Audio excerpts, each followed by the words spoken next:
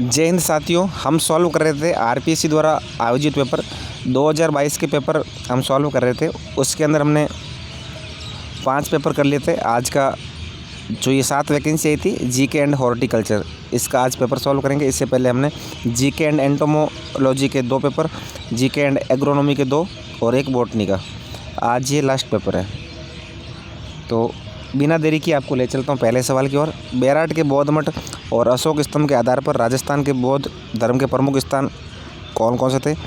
देखिए दोस्तों, बैराट सभी जानते हैं, और यदि कि बड़नगर आ गया तो इसमें आप काट सकते हैं।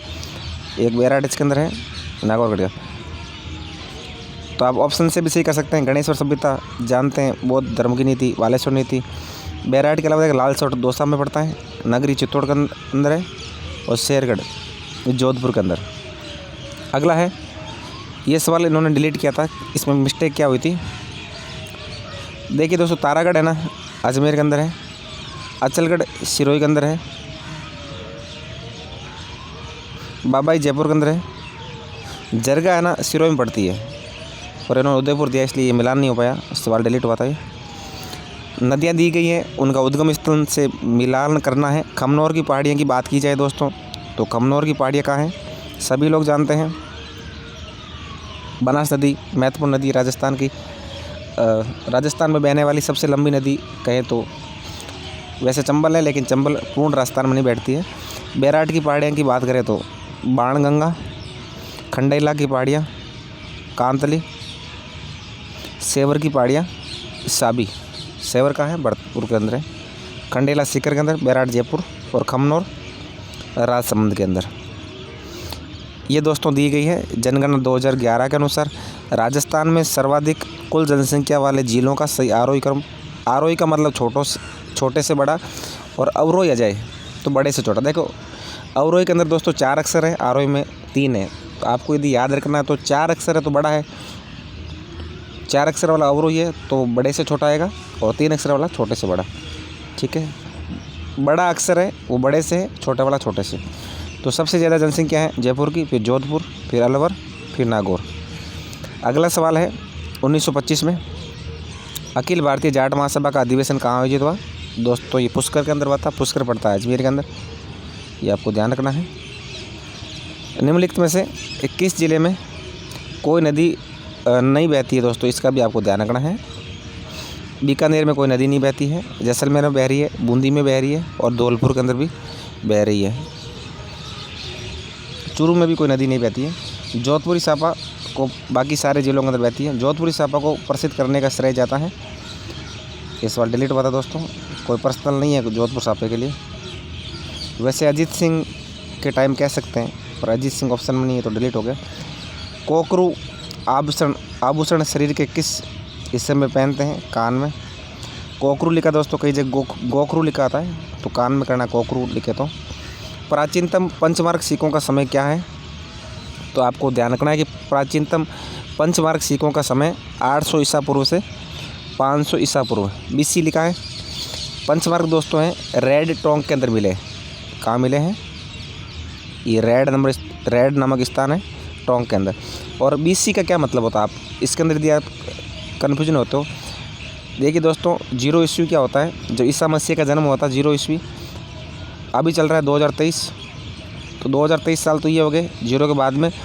और ईसा मसीह के जन्म से पहले, ईसा पूर्व यानी ईसा के जन्म से पूर्व, तो 2023 + 500 ये कर लो, तो मतलब 2500-2600 साल पहले की बात है। पंचमार्ग सिक्के मिले थे। आपको कन्फ्यूज नहीं होना, कई बार ईस्वी लिख देते हैं हम, कन्फ्यूजन हो जाते हैं। त्याग भूमि मासिक हिंदी समाचार पत्र के 64 में से कितने पृष्ठ स्त्रियों की सामाजिक जागृति के लिए आरक्षित है। बहुत डीप सवाल पूछा है। 16 पेज, 16 चौक 64, यानी 1/4 हिस्सा है स्त्रियों की सामाजिक जागृति के ऊपर है। राजस्थान वानिकी एवं जैव विविधता परियोजना फेज़ 2 को वित्तीय सहायता उपलब्ध करवाई थी जापान अंतर्राष्ट्रीय कोऑपरेशन एजेंसी द्वारा। Zika Japan international cooperation agency, ठीक है, JIC किसका है, राजस्थान वानिकी और जैव विविधता का। अगला सवाल है, चंदन राज की रानी रुद्राणी जो पुष्कर में प्रतिदिन 1000 दीपक जलाकर भगवान महादेव की उपासना करती थी, किस वंश से संबंधित है? ये दोस्तों शाकंभरी के चौहान थे। तो चौहानों ने राज किया था अजमेर के अंदर। सांबर के चौहानों ने फिर उन्होंने अपनी राजधानी अजमेर लेके। राजा का नाम था चंदन राज और उनकी पत्नी थी रुद्राणी। पुष्कर में 1000 दीपक जलाती थी। बहुत महत्वपूर्ण सवाल है। भरतपुर प्रजामंडल का पंजीकरण करने के बाद उसका नाम बदलकर क्या रखा गया? भरतपुर प्रजा परिषद। यह भी आप ध्यान रखना आपको। वाद विवाद शैली में लिखे गए ग्रंथ चौपड़ा संबंधित है। दोस्तों जो चौपड़ा ग्रंथ होते हैं वो निष्कलंक संप्रदाय से संबंधित है। और निष्कलंक संप्रदाय कहाँ का है? साबला डूंगरपुर। ठीक है, आपको ध्यान रखना है साबला। और दोस्तों ये नवटापरा गांव है जहाँ त्रिवेणी संगम है माई सोम जाकम का, ये वहीं पड़ता है। साबला, निष्कलंक, नवटापरा गांव अब पास में सारा ये इससे संबंधित ही है। 2011 की जनगणना के अनुसार निम्नलिखित में से किस जिले में नगरीय जनसंख्या का प्रतिशत सर्वाधिक रहा है? तो दोस्तों कोटा के अंदर सबसे ज़्यादा जनसंख्या रही है नगरीय जनसंख्या। कोटा की कुल जनसंख्या 19 लाख, उनमें से 10-10.5 लाख जनसंख्या नगर की। सेकंड नंबर जयपुर का आएगा। जाकम नदी की एक सहायक नदी है सोम नदी, माई सोम जाकम। आपने त्रिवेणी संगम पे भी सुना होगा। बाबर के पुत्र कामरान और बीकानेर नरेश के मध्य युद्ध का वर्णन किस ग्रंथ में मिलता है?